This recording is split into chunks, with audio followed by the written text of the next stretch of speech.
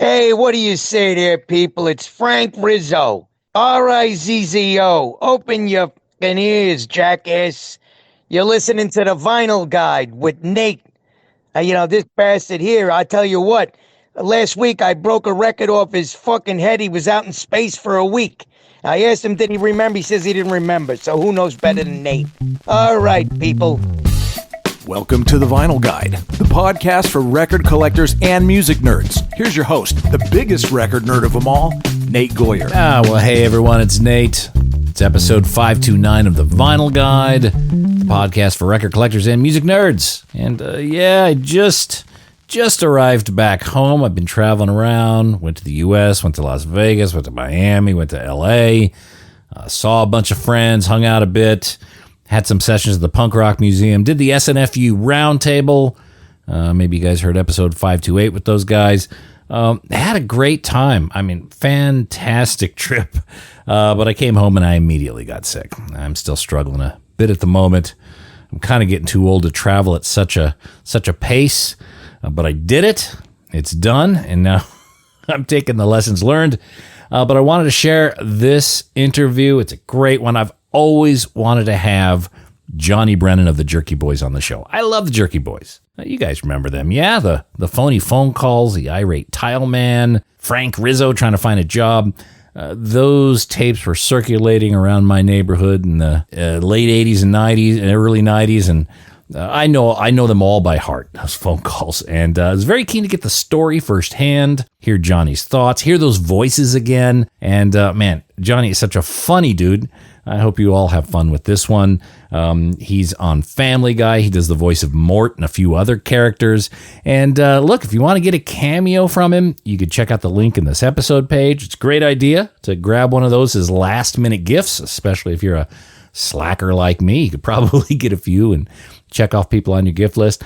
Anyway, today Johnny talks us through the history of the Jerky Boys, making the recordings, getting hugely popular through the tape trading culture, Howard Stern trying to locate him, them finally signing to Atlantic Records, experiences hanging out with the great Ozzy Osbourne, and much more. And, how funny are these tapes? I still listen to the Jerky Boys and laugh like an idiot. Those tapes are ingrained in my head. All right, without further delay, let's talk to Johnny Brennan about the hilarious history of the Jerky Boys. Oh, hello. Hey, how are you, tough guy? Hey, how's it going? It's going wonderful. Hey, Johnny, thank you so much for joining us here on the Vinyl Guide. And I got to tell you, with all the history and all the catchphrases, I think my vocabulary is somewhere hovering around 2 to 3% Jerky Boys. Such an influence, man. Yeah, it's amazing. People have been saying that now for Jesus. It's got to be close to over or through 5 decades. And it's pretty wild to be around so long and have people still really enjoy the different all the different characters and catchphrases and they, it's part of the whole Americana. It's that, people answer the phone. They're like, hey, what's up, Jerky? There's still, even just small little sounds, that pertain to the skits. Yeah, and just the terminology, sizzle chest, rubberneck, like those sort of things. Did you make up those things like in the moment, or were those things that were kind of part of your earlier life? Well, most of the stuff was made up like on the spot.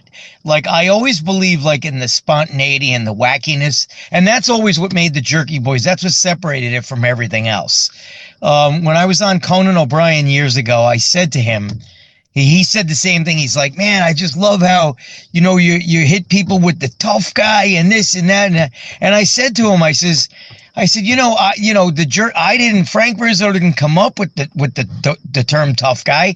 I said, that goes back as far as the 1920s and 30s with vaudeville. I said, but it's the way Frank Rizzo used to say tough guy. It always sounded like he was out of breath.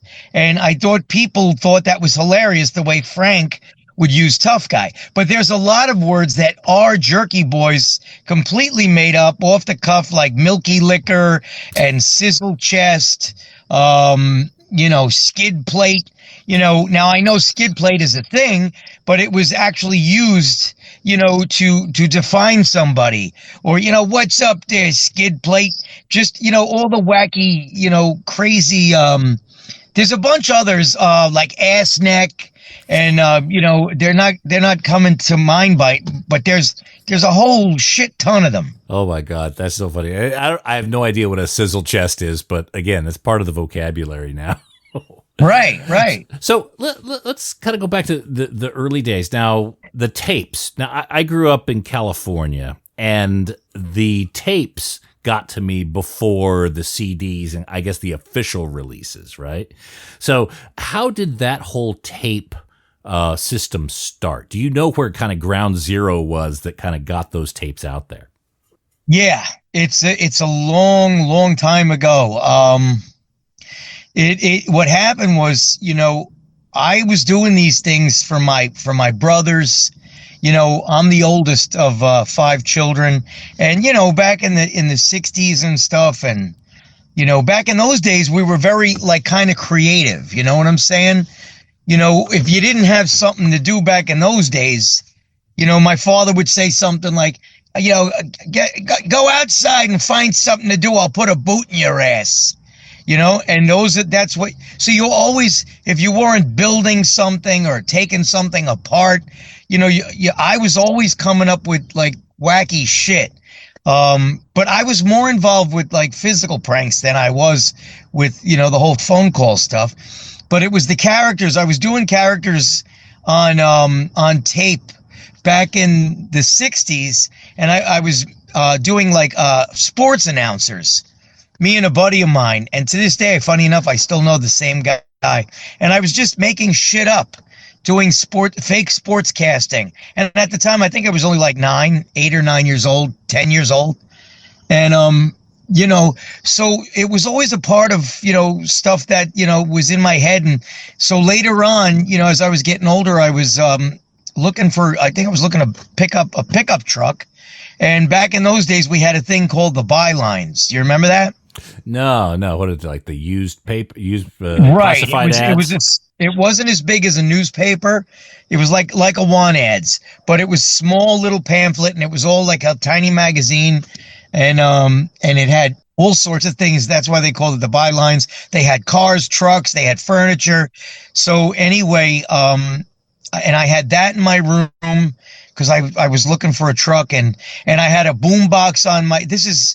You're in the 70s now, and I just said, oh my God, wouldn't it be funny? Because we'd always meet up at my mom's place, upstate New York.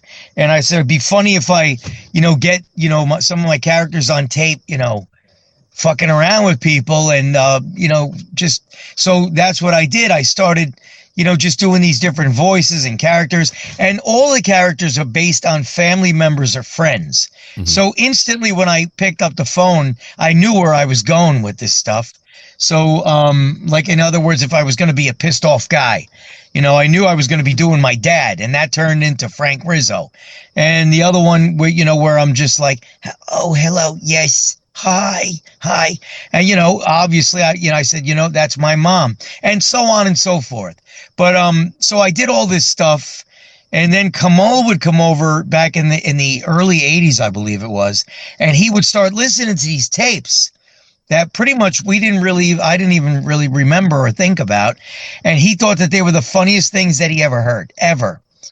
So, and I thought he was being sarcastic, but I said, Jesus, I said, come on, we're just having some fun. And so anyway, he started making copies of the tapes and giving him to his musician buddies.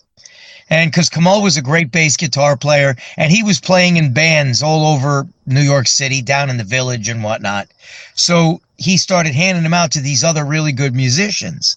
And then they started saying, oh my God, this is the funniest thing ever. And they started making copies, and they started handing them out to other musicians. And that's the underground that really put the Jerky Boys on the map. And then it wasn't long before DJs around the country got a hold of it. And then Howard Stern was looking for this guy. Howard's like, if anybody knows who this Frank Rizzo guy is, you got to call into the studio. And this is around the beginning of Howard's time. So I think this is the early 80s or something along those lines. I don't remember exactly. So Howard was looking for Frank Rizzo. And it wasn't just Howard. It was there was a guy up in Boston. His name was Mark Parento.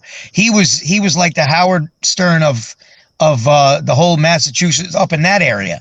And then it was guys from the West Coast, and that's pretty much how everything hit the scene and became, because don't forget, back in those days we didn't have computers, right. And everything then was done by word of mouth, and people would get my tape and they would make 20, 30, 100 copies, and they'd give it to family members, and the same thing they would say, you're not gonna fucking believe this, you've got to hear this tape. And that was the beginning of the Jerky Boys. Yeah, wow, because that was a whole tape trading culture back then. That's how we learned about different bands.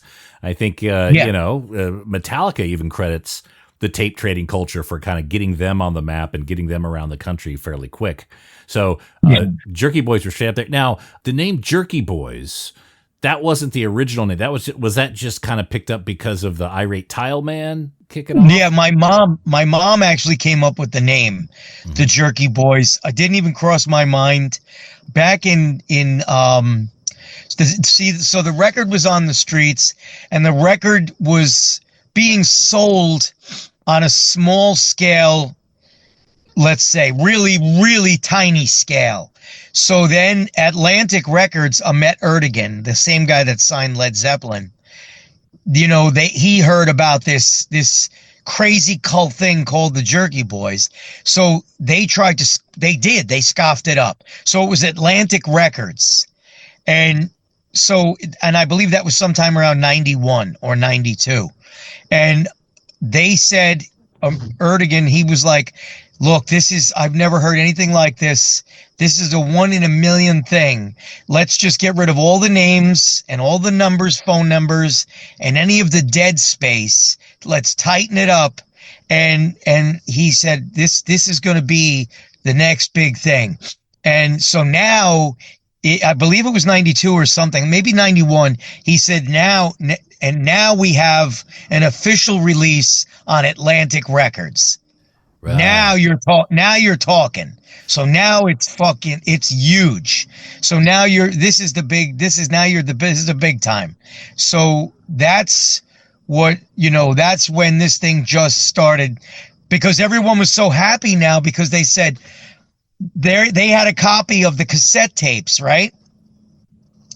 And they played their copy so much that they'd have to keep opening the cassette tape and repairing it and putting it back together, because there was no other way to get more of the Jerky Boys tapes unless you met somebody else and you could borrow theirs and copy theirs.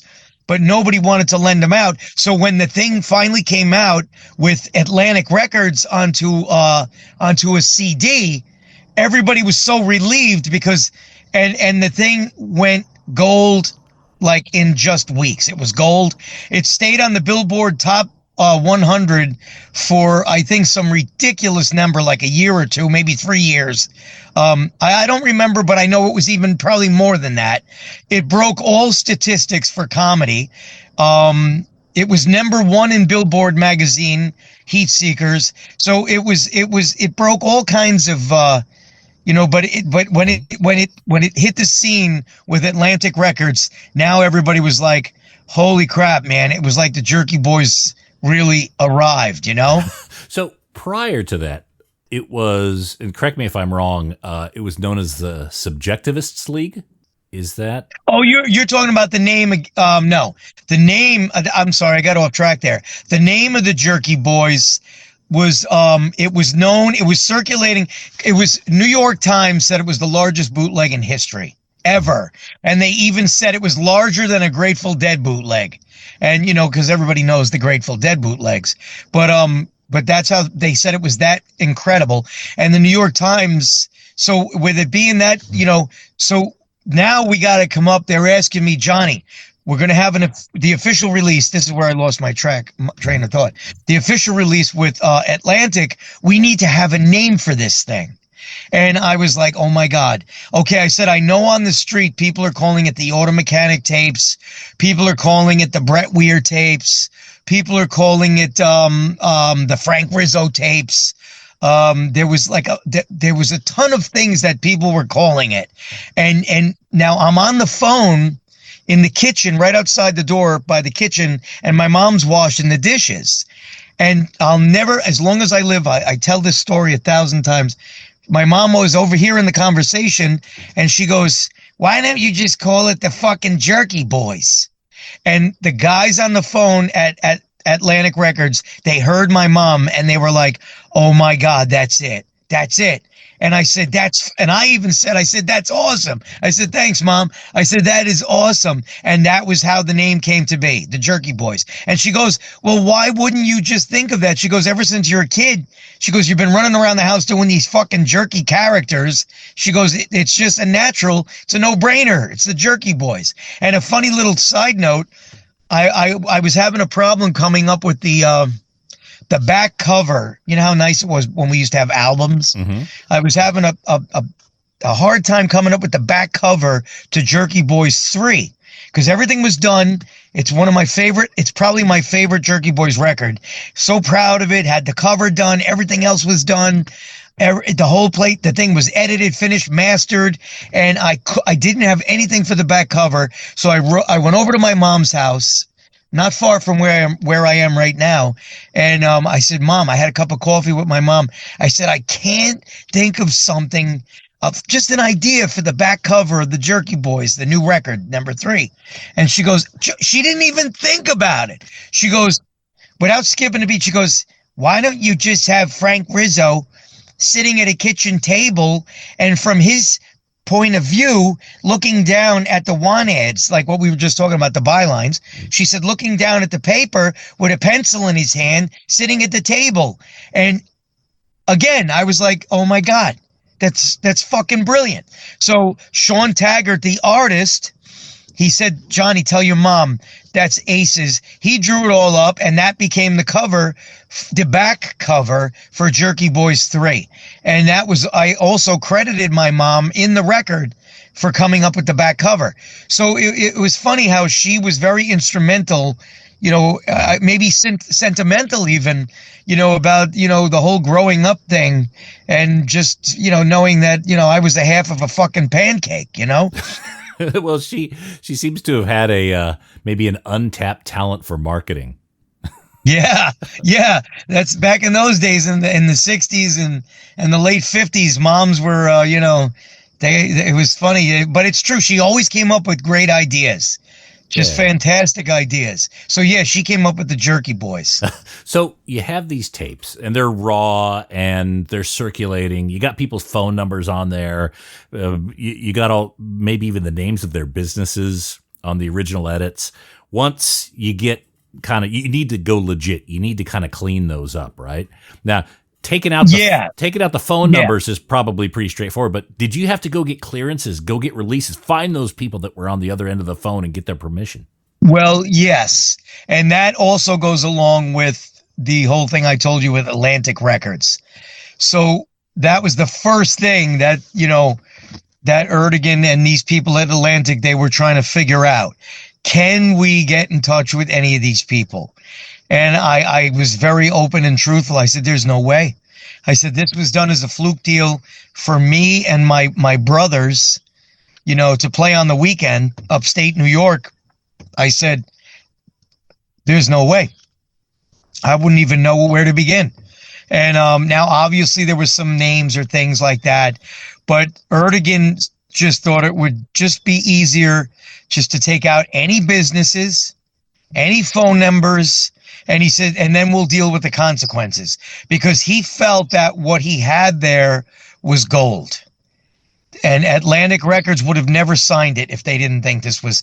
They thought it was earth-shaking stuff. They knew that this was something that they have never seen, which I thought was amazing to have that kind of foresight, that kind of vision, but they did, and the rest is history. When I came out with Jerky Boys 2, it was gold in like 6 days. It went gold. Yeah. Sold like 800,000 units in like 6 days. Yeah, and those moments can't be recreated either.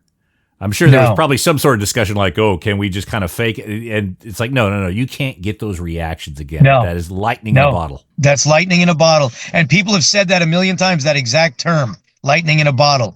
When I had a gig with Anheuser-Busch beer, and this one of the stipulations in the contract is that everything had to be exactly as the Jerky Boys was. No bullshit, nothing phony, nothing written as scripted. Everything, if I was going to do jobs for them, it all had to be 100% exactly the way I did the calls for the albums. Did you ever hear back from anyone after the Jerky Boys got popular? Only one person. And they came, as soon as Atlantic put this stuff out, it was the piano tuner guy. I'm sure you know that skit. Mm-hmm. Eric the Butt Nut.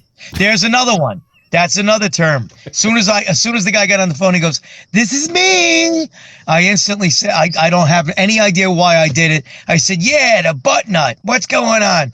And so, but yeah, that guy came forward and he said that's me. But again, you have to prove it. So Atlantic paid him like $200 and he went away. Okay. All right. And that was the end of it. And so the album came out, the official album came out on Select in 93. But you're saying these phone calls were made even like maybe a decade earlier? Is that? Oh yeah, they were around, there was more calls that I had to do because now I have a record deal, but the bootleg was around, you're talking 70s. 70s? You're talking 70s. And I was doing these voices and taping this stuff back in the 60s. So you're talking, this stuff's been around, but it wasn't until I think I was a freshman or a sophomore in high school that I actually started taping it with my buddy to get it on tape where we could play it up at the house on the weekends. So you're talking literally 50 years ago. So when you had all those tapes, the first version of that was pulled together by you and Kamal is probably like 20, 25 phone calls, but you had a whole you must have had a catalog of 100 or more. Is that fair? Yeah, there was, but I would say there was probably about 60 or 70. And because everything I would use on the next 2 albums. So Jerky Boys 1, all of the stuff that was on Jerky Boys 1 came off the bootlegs. Oh, okay. So the bootlegs are what was floating around since the 70s and into the 80s. And like I said, that's the stuff that Howard Stern was listening to for years. And not just Howard, but like I said, all these DJs.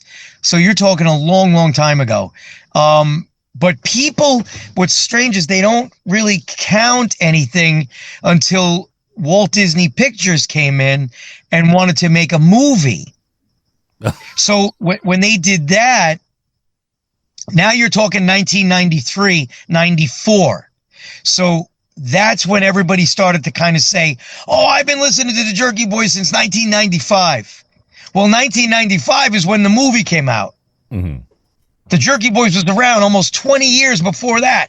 So, it was a process, but the bootleg is over here. And then everything else started to have its legs, let's say, in the late 80s, early 90s. Yeah, mass market. But do you still have those original tapes, those original cassettes that you made in the 70s and 80s? Yeah, I actually do have a lot of stuff, but there's nothing that was ever really usable. People have photographed it and they've taken pictures of it and things like that. But there was nothing that was like a continuous flow of a Jerky Boys style. Because once they came out with Jerky Boys 1, I chose like the best tracks off of the bootleg, like the Auto Mechanic or Brett Weir or Sol's Eyeglasses. So once I did that, now I'm being marketed by Atlantic. So I wanted to keep like a running theme of like where it was all uniform. Do you know what I'm saying? Mm-hmm. So that's what I did. So after the popularity, after it kind of hit the masses, you keep doing phone calls. I'm sure you must have been recognized in phone calls after that? That didn't start coming until Jerky Boys 3. Mm-hmm. Okay. Jerky Boys 3. So at around the end of Jerky Boys 2, Jerky Boys 2 was gigantic. That was gigantic. I was nominated for a Grammy on that one. That was probably, as far as popularity is concerned, that was probably my biggest record ever. Right. So you start making these phone calls. The Jerky Boys get popular. You said around Jerky Boys 3, you start making phone calls, and then people are starting to recognize you. Like, oh, is this the Jerky Boys guy, or is this the Frank Rizzo? Are you getting kind of that on the phone calls? Right. A lot of time what I got was somebody would say, like if let's say I'm doing a Frank Rizzo or a Saul Rosenberg, because you have to remember now that Jerky Boys 2 was gigantic. Mm-hmm. So everybody now, by this time that Jerky Boys 2 was released, the Jerky Boys, it was a household name. So by the time I was doing 3, I'm trying to put calls together and, making some new ones to go along with some old ones from the bootleg. And this is 3. And I remember doing some spots and some calls, and I would get some of the people, some of the time, very rare, but every now and then, what do you think, you're the Jerky Boys? Oh, what do you think, you're Frank Rizzo? Hey, I got a tough guy on the line. He thinks he's Frank Rizzo. And once stuff like that happened, like, the Jerky Boys is about spontaneity, and it's about shocking people. And then sometimes, with these people, they would start to kind of joke back with me because they thought it was their cousin, or they thought it might be their Uncle Bob. Oh, yeah, he's on the phone. He thinks he's Frank Rizzo. And they'd be like, what are you doing over there, tough guy? And they're trying to be funny. So I would instantly dump out of the call and hang it up. Mm-hmm. Because the Jerky Boys has to be, like I said, that uniformity where it's got to be, one of my characters calls. And that's why if you see on Jerky Boys 3, because every year they would ask me, well, how are you going to top the album that you did last year? And I for Jerky Boys 3, I was like, oh my God, how do I even think of topping number 2? Because it was such a huge success. And so I came up with the idea of having prank phone calls coming in. So I would put ads in the newspapers, for this, that, or the other thing, and people would call in. And I was in one of the ads, I was selling lawn and garden equipment. In another ad, I was selling Civil War memorabilia. And I got some of the funniest fucking calls you ever saw. And Jerky Boys 3, it was one of my favorite records, because probably, like I said, it is definitely my favorite record because of the amount of work that went into it. In other words, it wasn't just sitting down and saying, all right, let's do about, 15 new calls that we can mix in together with some of the older calls, like I did for number 2. I really had to sit down and say, what am I going to do for the fans that's going to be completely kind of shocking that they're not used to? And that's when I came up with the incoming calls, and I also did 5 brand new characters that the fans never heard before. And so Jerky Boys 3 was a tremendous success. So you would just tape it just on a boombox. What was the equipment that you used to be able to tape those calls? It was a boombox. I don't even remember the brand name, but I have it. I could send you a picture of it. I still have the boombox. I still have the phone. And it wasn't through the wires. So when people hear that, they're fascinated. So I would lay on the rug on my stomach, and the boombox would be in front of me, mm-hmm. and there would be a speakerphone on the floor on the rug next to the boombox, and that was it. So when it was time to record, I'd be on the speakerphone, and then you would just hit play and record on the boombox, and everything was done in the open air. Oh, okay. All right. Well, I guess that's why on a few of the calls we hear some background noise and a little bit of communication. Yes. Okay. Yep. So early on, once you started kind of getting the tapes are around, Howard Stern's talking about you, you're still anonymous. You're trying to figure out, I guess, how you could turn this into a bit of a business. Yeah. Like how, was that kind of the funny thing, my thinking was always I was just going along for the ride, because you have to remember, I was in the construction business. I was a scaffold worker, and to me, this was all very foreign to me. This whole thing about this being famous and being in the public eye, because I know it sounds weird, but especially now, but when I first hit the scene, I was a very shy person. Mm-hmm. So I was very, very naturally very shy, and I never wanted to be in the public eye. I couldn't stand up in class when I was a kid and tell stories and do things like that because I was so I sometimes it would literally cripple me with fear because I had the phobia of being up in front of people and speaking and all that shit. So when I had the deal come through with Atlantic Records, I tried to explain to people. I'll never forget walking into the boardroom, and they were all sitting around this giant table, massive table. And as soon as I walked in the room, the first thing I said to everybody, and I was very serious about it because I was very scared. Scared may not be a good word to use, but I was apprehensive. And I said to them, I said, look, guys, I just want to get this off my chest. Just so you guys know, I said, I'm not a fucking comedian. And the whole place erupted with laughter, and they laughing at me and pointing at me and laughing. And the assholes thought I was making a joke. Okay. Because at the time, the Jerky Boys was considered probably the funniest thing on earth. And so they're all like looking at me like I'm an asshole, laughing at me. And I said, guys, I'm fucking serious. Because in my mind, what I thought they wanted to do with me was package me up and put me out on the road and get me to sell this thing. And I'm going to have to go out in front of large audiences. So I was already kind of trying to mold things so that I wouldn't have to do that stuff. So that's kind of where I came from. So I wasn't thinking about anything and it was unfortunate in a way because I didn't realize just how lucrative what I created was. Yeah, and I guess you sitting in your house, you're doing construction. What was it? Scaffolding? And yes, and yes. Your tapes are popular all over the world. You're getting all over the world. Yeah. People are trying to find who this Frank Rizzo guy is, and right. You're just like, well, shit. How come everyone else is getting a piece of this but me? Exactly, and that's what was going on. So then I started to get wise to myself.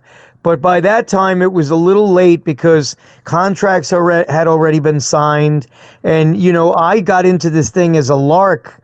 Because when people were telling me, Johnny, you have no idea. You created something that you're talking about celebrities and auto racing celebrities and football celebrities and baseball celebrities. These people love you, man. They think what you did is the greatest thing since sliced bread. And I was like, what the fuck are you talking about? And it wasn't catching on to me that what I created was this monstrous thing.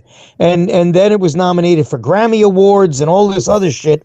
And that's when I started to say, wow, so it's like Madonna wrote a book about it. John Bon Jovi wrote a book about it.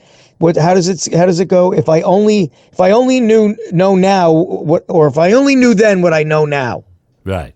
Of course. And it's getting into that business. I didn't have any fucking clue that it would make tens of millions of dollars, if not more than that. Movies for Walt Disney Pictures. I had no idea. To me, I'm a construction guy. I'm thinking, so I'm just thinking, hey, this kind of cool, man. People, they get a kick out of it. Don't get me wrong. When I was a little kid all through school, I was always voted the funniest kid in the class and all shit like that. But it was because of stupid shit I was doing. I wasn't, like I said, I couldn't stand up in front of the class and tell jokes. So I would have a group of girls that used to sit in my little group, and I would slap the shit out of myself in front of them, and they thought that was the most hilarious thing they ever saw. So that's the kind of shit that I was always known for doing, more visual pranks than like being in front of large groups and telling jokes and things. Right. So when the phone calls started coming in, and like you said, Amit Erdogan's on the phone. There's probably 50 other people that were chasing you at the same time. How did you navigate that? Did you have a manager at that point, or were it all coming to you directly? No manager. That's why I wish it was, instead of just 50 people chasing me, it was 50 really, really awesome, good-hearted people. Mm-hmm. But in that business, that's not the case ever. Yeah. That's not the case. And this was such fire. This was viral before we knew what viral was. This Yes, is yes. Borat, really, before Borat, right? Borat was years and years after I know. the Jerky Boys. Oh, I know. Yeah. But it's kind of a template for it because it requires someone. Well, that guy surprised. Borat is a huge Jerky Boys fan. And if you listen closely, there's the famous Curly G. That's a Jerky Boys character, Curly G. And that character goes back, many decades.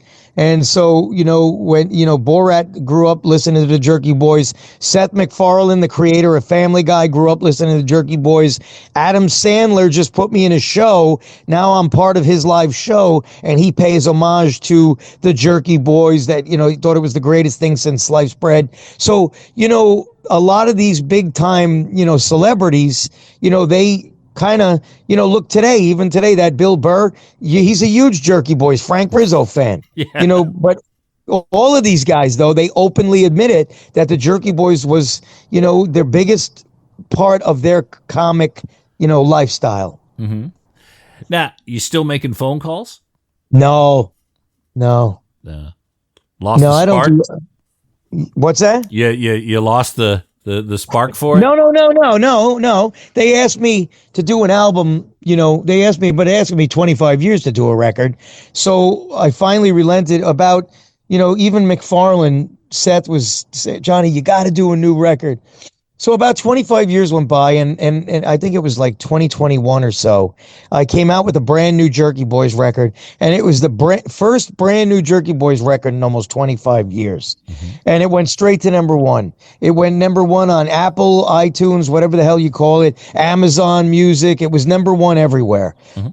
So, and you're talking, that's almost 25 years between actual Jerky Boys traditional style record. So, I could sit down right now and do phone calls, but that's not what if I have to, I'll do it, but that's not even, I don't, even when I was doing it, that wasn't my cup of tea. You know what I'm saying? Like when I was doing the original tapes, the bootleg tapes, I didn't sit there going, man, I'm going to make some awesome fucking prank phone calls today. That's not what I did. I just saw it as a medium for me to fuck around with these characters and, kid around so my brothers and I could listen to it on the weekend. And the funny thing is, even then I wouldn't listen to it because I don't know if you ever felt this way, but sometimes you feel really wacky about listening to your own voice. Yeah. It's a bit odd. So even I'd make the tapes and everybody else would listen to them. But you're going back a long, long ways there, I remember just, being a kid and teenager and making prank phone calls just to make my friends laugh. It was just a couple of us, but you were doing it even just for yourself, just to exercise these characters. Yeah. Yeah, basically that's, and again, like I said, we would all meet up at my mom's place on the weekend. So, as we were getting older, growing up, I should say, and, so we would all meet up there and it was like the meeting place for the whole family. So for the weekend, we'd get together, we'd eat and we'd have fun and we'd play football games, we'd race cars and, so it was always just like the icing on the cake to have some good, laughter and shit, we were doing and, but that's about, it was just more or less as a good fun kind of thing. Yeah. And it was never meant to get out to the public.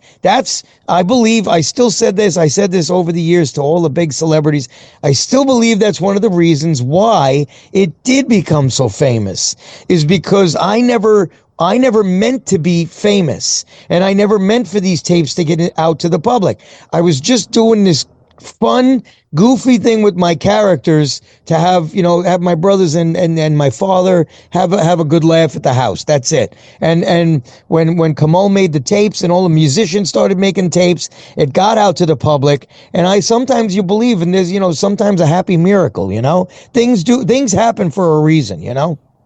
Yeah. Well, look, if you do good work, then, you can potentially get recognized and reap Right. the rewards and the joy that you have. Well, I'll tell you what when you look back on it now, so everybody wishes you can go back and right some of the wrongs, and put yourself in the catbird seat where, all the money that I was making should have come to me because it was my invention.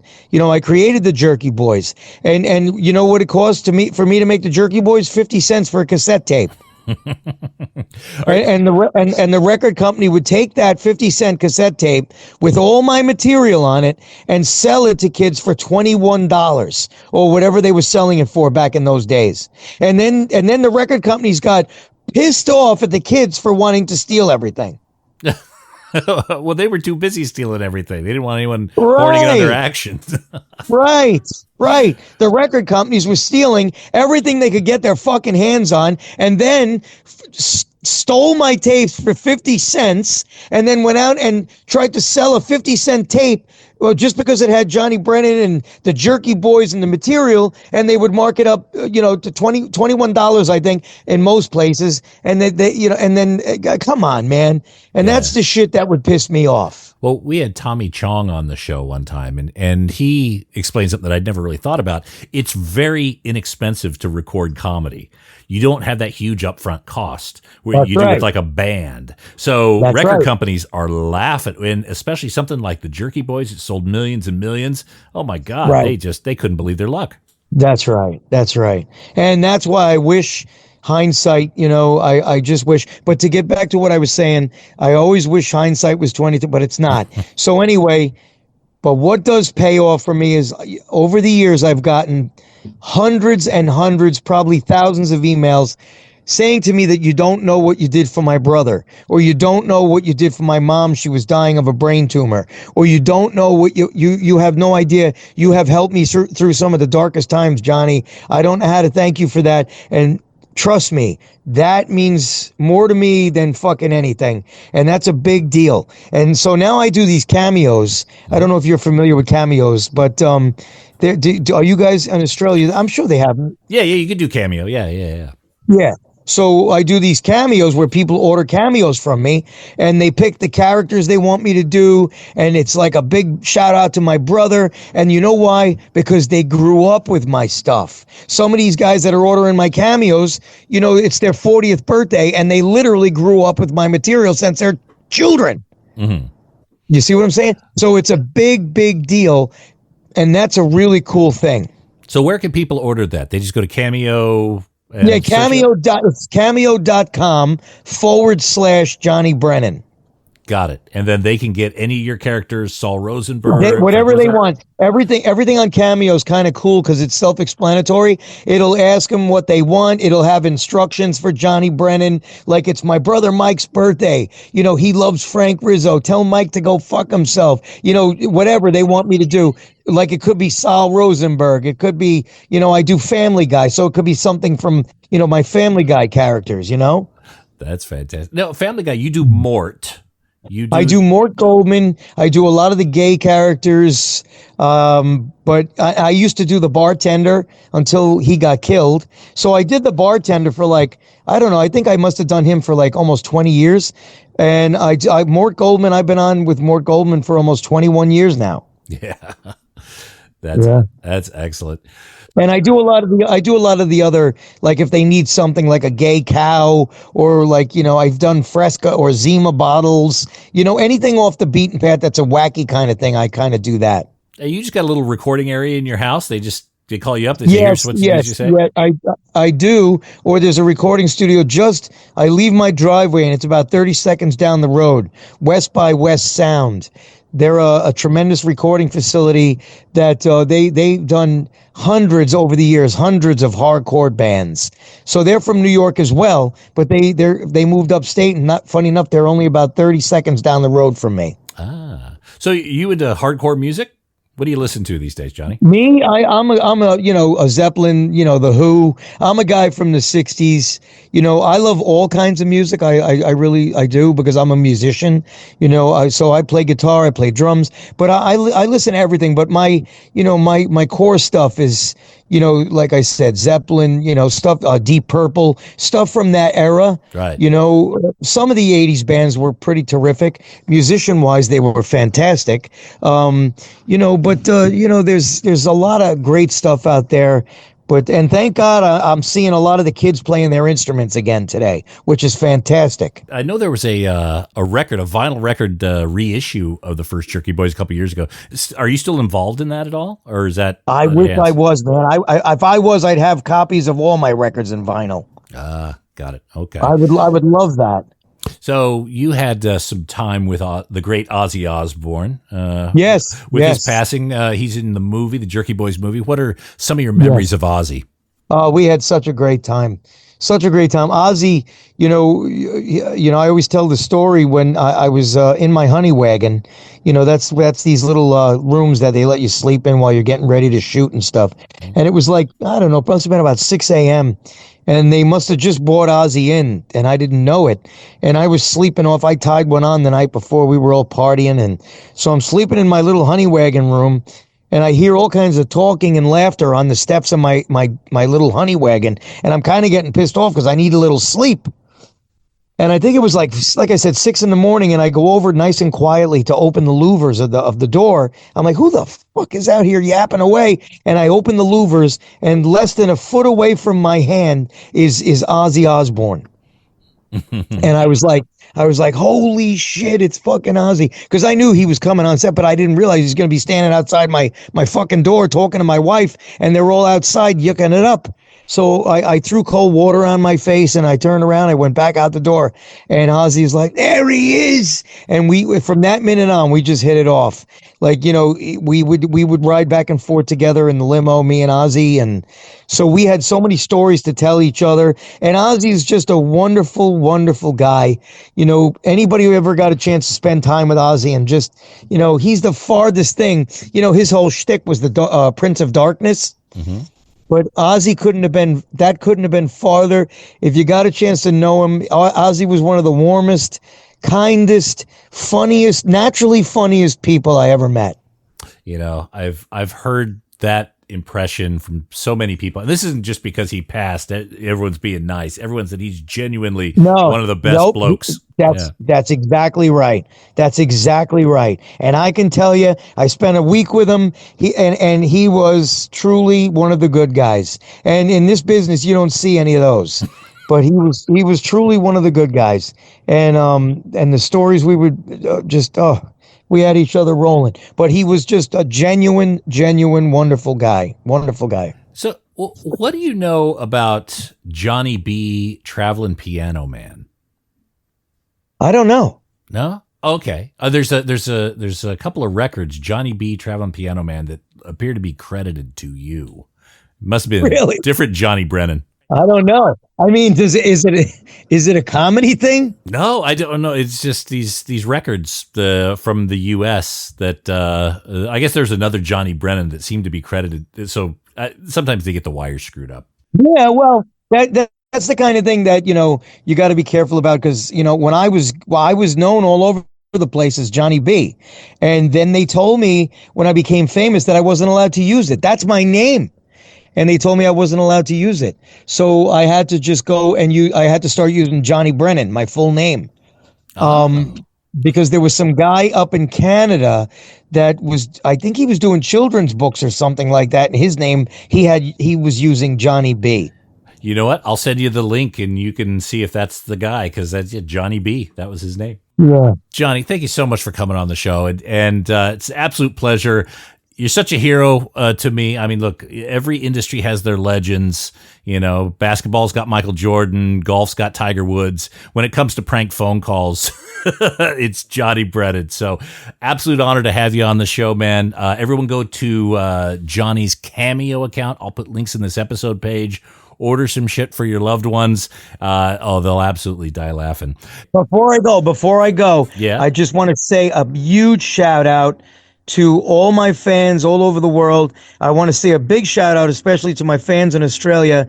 They've been there since the very beginning. You're talking 40 years ago. So I want to just give a big shout out to all the Jerky Boys diehards, and I really appreciate them. Not that many people leave a dent in this universe, but I firmly believe you have. You've brought that to so many people, and I think on my dying bed, I will hear the Jerky Boys and be laughing, and that's a great ending. I appreciate that so much. Thank you.